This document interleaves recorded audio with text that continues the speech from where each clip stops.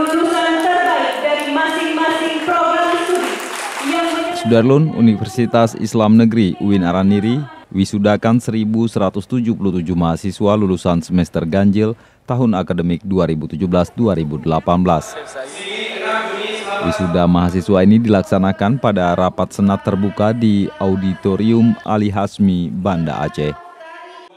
Prosesi dilakukan oleh Rektor UIN Araniri Profesor Dr. H. Farid Wasdi Ibrahim MA bersama sivitas akademika kampus tersebut. Sekarang aturannya harus lewat mungkin media ini untuk diketahui lagi oleh alumni yang sudah lama, harus mengisi lagi data-data awal yang kami connect dengan PDDikti.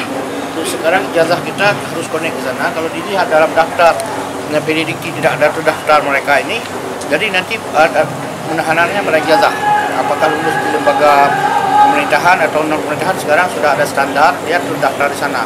Kami sudah melakukan pendaftaran di semuanya dan sekarang lagi mendata mahasiswa yang 2009 tamat 2009, 2010 dan seterusnya. Jadi mereka ada kesulitan kami hari ini menjangkau mereka.